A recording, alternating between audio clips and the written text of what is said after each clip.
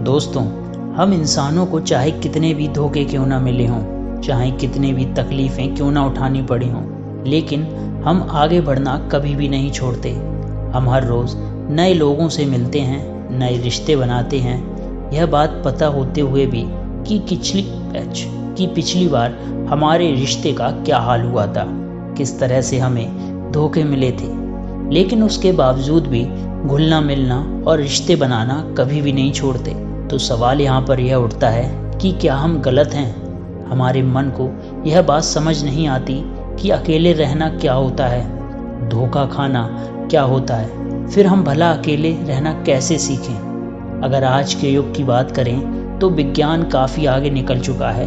विज्ञान की मदद से हमारे पास आज वह सारी सुख सुविधाएँ हैं जिससे हमारा काम चुटकियों में हो जाता है। लेकिन दूसरी तरफ यदि हम वास्तविकता को देखने का प्रयास करें तो इसी विज्ञान की मदद से हमारे पास मनोरंजन के लिए हजारों नए तरीके हैं, जिसके कारण हम खुद के साथ वक्त बिताना भूल चुके हैं। जब भी हमें खाली वक्त मिलता है तो हम अपने मोबाइल का इस्तेमाल करते हैं, या तो किसी से बात करने में लगे रहते हैं या फिर कुछ ऐसी चीज़ें देखने लगते हैं जिससे हमें कोई ज्ञान प्राप्त नहीं होने वाला, जिससे हमारा समय भी पूरी तरह से नष्ट होता चला जाता है, लेकिन इसका हमें ज़रा भी आभास नहीं।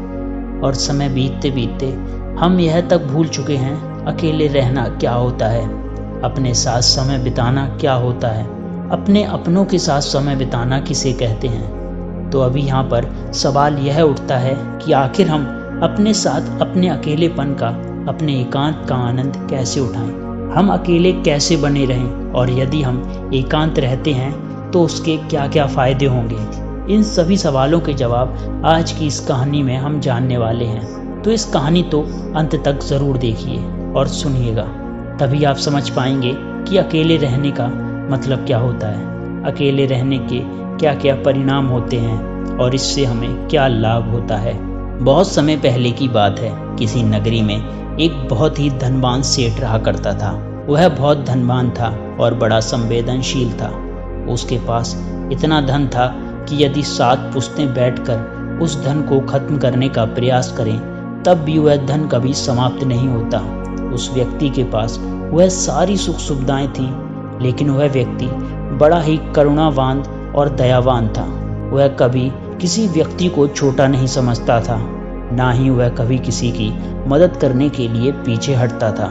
जब भी कोई व्यक्ति उससे मदद मांगता तो उससे कभी ना नहीं कहता। उससे जो भी मदद हो पाती वह अवश्य करता था।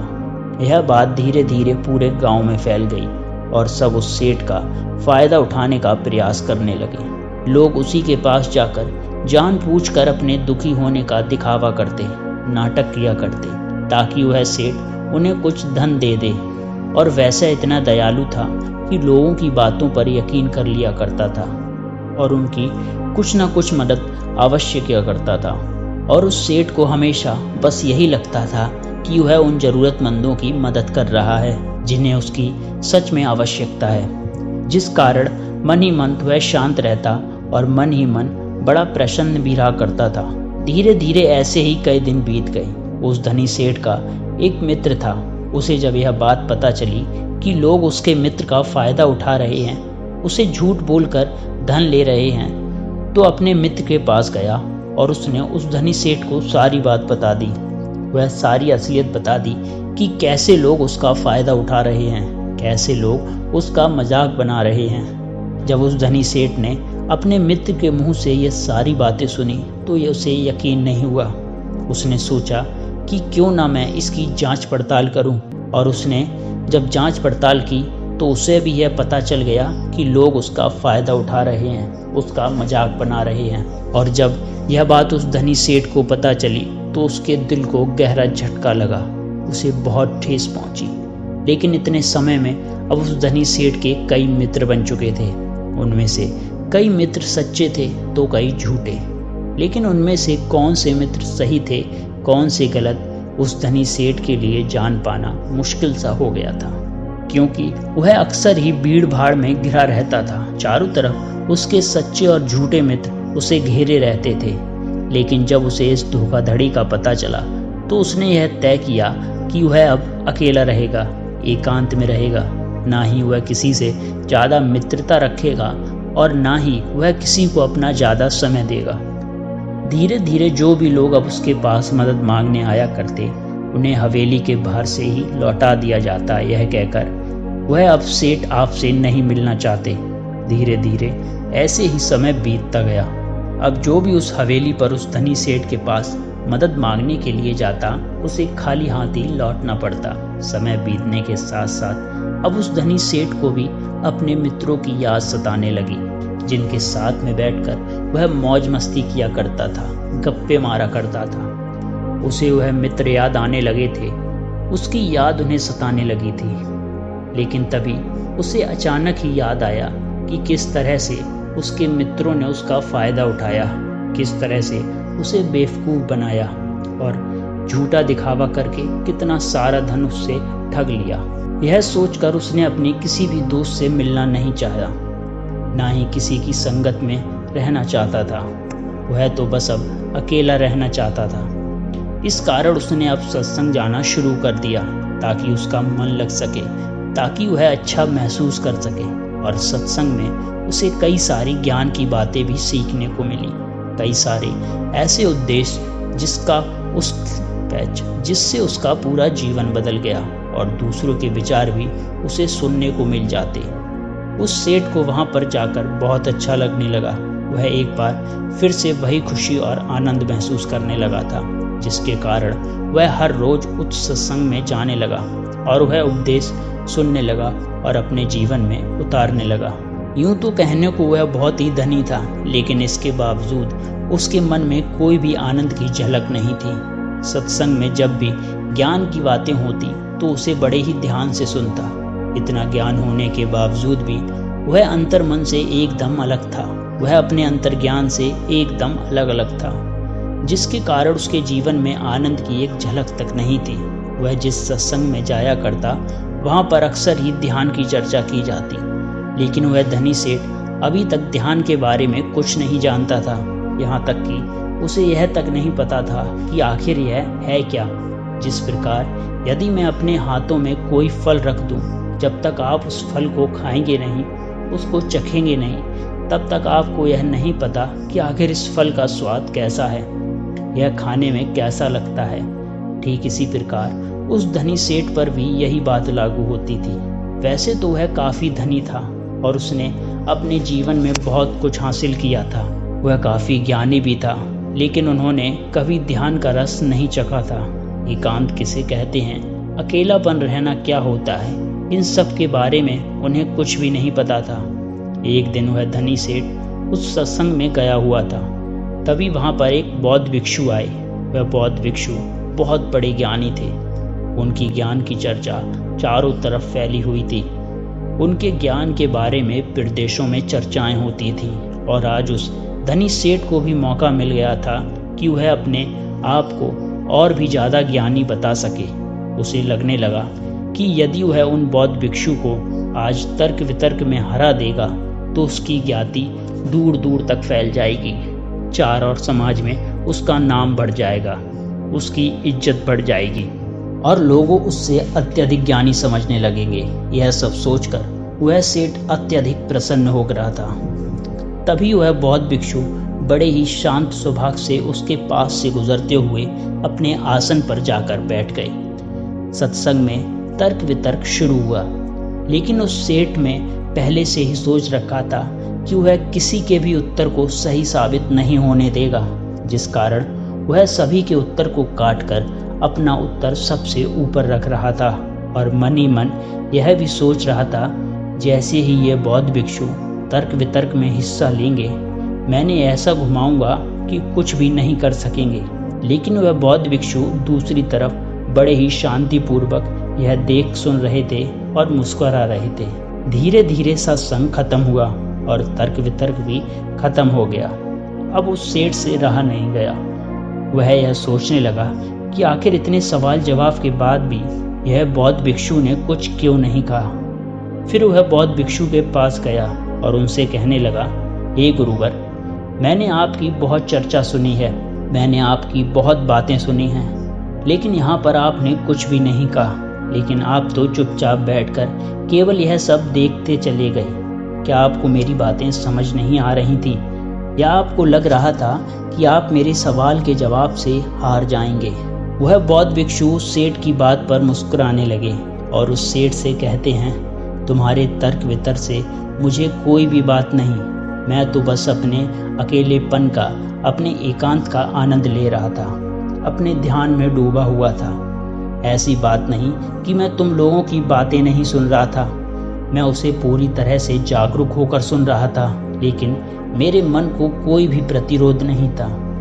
यह सुनकर वह धनी सेठ उन बौद्ध भिक्षु से कहते हैं, आप क्या कहना चाहते हैं? बौद्ध भिक्षु एक बार फिर उस धनी सेठ से मुस्कुराकर बोलते हैं, बेटा, मैं जानता हूँ कि हर कोई ज्ञानी बनना चाहता है। वह अपने आप को सर्वश्रेष्ठ ज्ञानी मानता है, जिस कारण वह हर जगह से ज्ञान इकट्ठा करता है ताकि उसे ज्ञान के मामले में कोई भी पीछे ना कर सके। लेकिन यदि कोई ज्ञानी व्यक्ति इस भूल में पड़ जाए कि वह सर्वश्रेष्ठ ज्ञानी है और इसे कोई नहीं हरा सकता, तो यह उसकी सबसे बड़ी भूल है, क्योंकि सबसे बड़ा ज्ञान तो यही है कि हमें अपने ज्ञान का प्रदर्शन नहीं करना चाहिए। अपने आप को यह याद दिला देना चाहिए कि मैं एक अज्ञानी हूँ। ऐसा कहने से आपके भीतर का अहंकार, आपके भीतर का घमंड पूरी तरह से टूट जाता है और तब आपका अनुभव आपके सामने आ जाता है और वास्तविकता तो अनुभव में ही है। लेकिन लोग तो यहाँ पर ज्ञान की किताबें पढ़कर अपने आप को ज्ञानी समझने लगते हैं। वह सोचते हैं कि जो ज्ञान उन्होंने अर्जित किया है वह केवल किताबों का ही है। वह किताबी ज्ञान को ही असल सत्य मान बैठते हैं और यही कारण है कि ऐसे लोग कभी भी एकांत का आनंद नहीं उठा सकते, क्योंकि वह बेवकूफ़ की तरह अपने ज्ञान का प्रदर्शन करने लगते रहते हैं। उन बौद्ध भिक्षु की मुंह से यह बात सुनकर उस धनी सेठ के दिल पर चोट सी लग गई। उसे बहुत धक्का सा महसूस हुआ। उस धनी सेठ ने उन बौद्ध भिक्षु से कहा, आपके कहने का क्या अर्थ है? जब कोई व्यक्ति ज्ञान अर्जित कर लेता है तो उसके बाद उसे कौन सा रास्ता अपनाना चाहिए? क्या उसे अपने ज्ञान के बारे में लोगों को नहीं बताना चाहिए? क्या ज्ञान लोगों को नहीं बांटना चाहिए? यह सुनकर वह बौद्ध भिक्षु उस धनी सेठ से कहते हैं, असली ज्ञान होने की पहचान तो यही है कि वह अपने ज्ञान से लोगों को सही मार्ग दिखाए, जिससे दूसरे व्यक्ति के मन में उठने वाले जो भी सवाल हैं, जो भी प्रश्न हैं, वह पूरी तरह से खत्म हो जाएं। जब तुम किसी असली ज्ञानी व्यक्ति से मिलोगे तो तुम्हें यही देखने को मिलेगा कि वह कभी भी अपने ज्ञान का प्रदर्शन नहीं करते, बल्कि उनका एकांत ही, उनकी चुप्पी ही तुम्हारे सभी सवालों के जवाब दे देगी। ज़रा एक बार के लिए यह सोचो कि तुमने इतना अच्छा ज्ञान अर्जित किया, तुमने इतनी ज्ञान की बातें करी, लेकिन इस ज्ञान का क्या फ़ायदा जब तुम खुद ही अपने साथ रहना नहीं जानते, अपने एकांत, अपने अकेलेपन का आनंद लेना नहीं जानते? तो भला इतना ज्ञान इकट्ठा करके, इतना ज्ञान अर्जित करके क्या फ़ायदा हुआ? ज़रा सोचो और अपना दिमाग लगाओ। तुम अपने आप को अभी तक जान सके हो? बौद्ध भिक्षु के मुंह से यह सब बात सुनकर वह धनी सेठ उनके चरणों में गिर पड़ा और उनसे कहने लगा, हे गुरुवर, तो अब मुझे क्या करना चाहिए? मैं कैसे एकांत का लाभ उठा सकता हूँ? मैं कैसे अकेलेपन का आनंद उठा सकता हूँ? उस धनी सेठ के इस प्रश्न का जवाब देते हुए वह बौद्ध भिक्षु उस धनी सेठ से कहते हैं, बेटा, मैं तुम्हें एकांत के स्वाद को चखने के लिए ऐसे 4 सूत्र बताता हूँ। यदि तुमने इन चारों सूत्रों को अपने जीवन में उतार लिया तो तुम अवश्य ही एकांत का रस चख सकोगे। तुम अपने अकेलेपन का, अपने एकांत का अनुभव कर सकोगे। और एक बार तुमने अकेलेपन और अपने एकांत का अनुभव कर लिया तो तुम्हारा मन हमेशा प्रसन्न रहेगा, खुश रहेगा। तुम्हें किसी भी चीज़ की, किसी भी मनोरंजन की कोई आवश्यकता नहीं पड़ेगी। तुम्हें किसी ऐसे व्यक्ति की भी आवश्यकता नहीं पड़ेगी जिसके साथ तुम अपना समय बिताओ, और आनंद का यह रस परमानेंट बन जाएगा और यह हमेशा तुम्हारे साथ ही रहेगा, तुम्हारे भीतर रहेगा और यह हमेशा तुम्हारे साथ ही चलता रहेगा। आगे वह बौद्ध भिक्षु उस धनी सेठ को पहला सूत्र बताकर कहते हैं कि अपने अंदर अपने आप को जानने की उत्सुकता को बढ़ाओ। तुम्हें यह जानना होगा कि तुम्हें खुद को जानना क्यों ज़रूरी है। हमने हमेशा ही एक सवाल ज़रूर सुना होगा कि खुद को जानना बहुत ज़रूरी है, लेकिन खुद को जानने के लिए हमें क्या करना चाहिए। तो यह सवाल ही आपका जवाब है। जब आप अपने मन में यह बैठा लेते हैं कि हमें खुद को जानना है, खुद को पहचानना है, तो यही सवाल आपको आपके सवाल तक ले जाता है। आप अपने आप के बारे में जानने के लिए प्रेरित होते हैं, लेकिन वहीं पर यदि आप यह सोचते हैं कि खुद को जानना क्यों ज़रूरी है, तो आप कभी भी खुद को जानने का प्रयास ही नहीं करेंगे। तो सबसे पहले यह जानते हैं कि खुद को जानना क्यों ज़रूरी है। क्योंकि हम अपने आप को जानते ही नहीं। जैसे यदि कोई व्यक्ति आपको कुछ भला बुरा कह रहा है, जिससे आपको क्रोध आ जाता है और आप क्रोध के आवेश में आकर उस व्यक्ति से कुछ अपशब्द कह देते हैं, लेकिन बाद में आपको अपने कहे पर पछतावा होता है, दुख होता है। आप यह सोचने लगते हैं कि मुझे ऐसा नहीं करना चाहिए था, मुझे उससे कुछ अलग तरह का व्यवहार करना चाहिए था। तो यहाँ पर समझने वाली बात यही है कि आप करना कुछ और चाहते थे, लेकिन हो कुछ और गया। जैसे कि आप किसी को अपशब्द नहीं कहना चाहते थे, लेकिन आप शब्द तो दूर, आपने जमकर एक चांटा जड़ दिया। हालांकि आप यह करना नहीं चाहते थे, लेकिन आपसे यह तो हो गया। अभी यह करवाने वाला कौन है? ऐसे और कई सवाल आपके मन में उठने लगते हैं। तो आपके अंदर ही इसे जानने की भी उत्सुकता जाग उठती है कि आपको खुद को जानना क्यों ज़रूरी है। यदि आप खुद को जानते हैं तो आप कभी ऐसा व्यवहार नहीं करेंगे, बल्कि आप उस व्यक्ति के अवसर पर खुद को देखेंगे, समझेंगे, रखेंगे और उसके बाद ही कोई प्रतिक्रिया उस व्यक्ति को देंगे, जिसके बाद में आपको किसी तरह का कोई पछतावा नहीं होगा और आपका मन भी पूरी तरह से शांत रहेगा।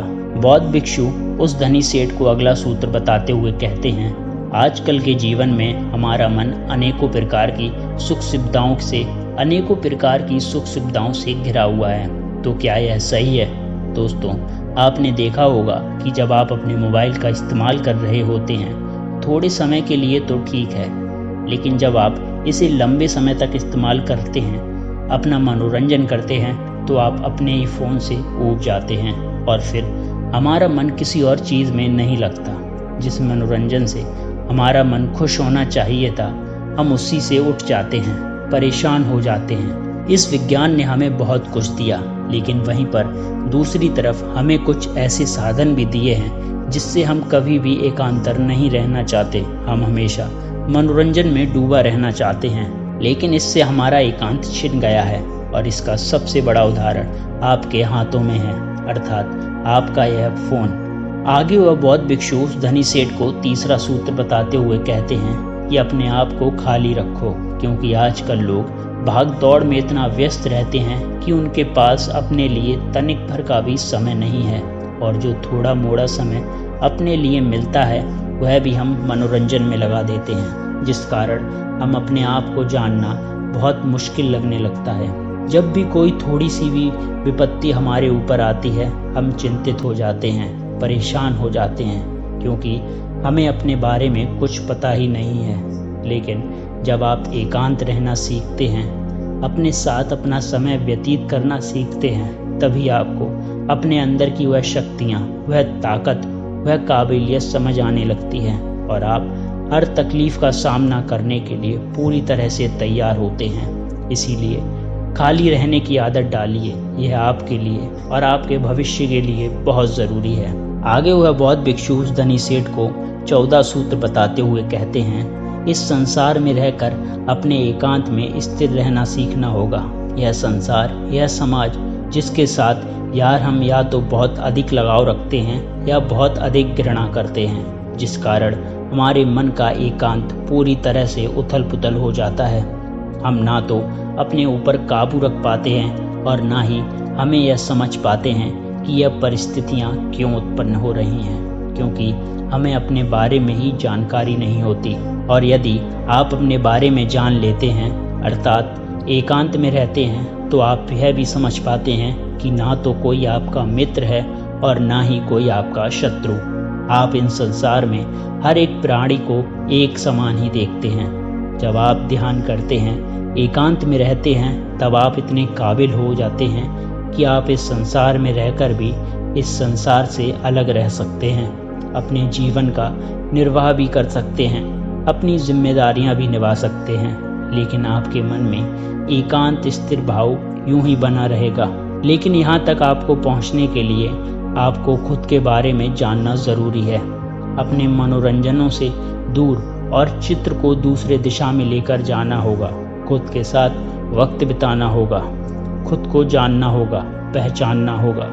जहाँ पर आपके मन का मनोरंजन ध्यान के द्वारा होगा, और ऐसा करने से आपको कभी भी कोई तकलीफ नहीं पहुँचा पाएगा, ना ही आपको कभी कोई धोखा दे पाएगा, क्योंकि आपने तो ध्यान से यह जान लिया होगा कि ना तो कोई आपका मित्र है, ना ही कोई आपका शत्रु, ना ही कोई बहुत करीब है और ना ही कोई आपसे बहुत दूर। यह सारी बातें सुनकर वह सेठ बौद्ध भिक्षु के चरणों में गिर पड़ा और उन्हें प्रणाम कर वह वापस घर की ओर लौट गया।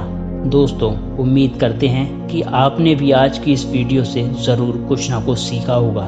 तो आज की इस वीडियो को लाइक करें और अपने दोस्तों के साथ शेयर ज़रूर करें, और ऐसे ही हमें सपोर्ट करते रहें। जल्दी हाजिर होंगे एक और नई प्रेरणादायक बौद्ध कहानी के साथ।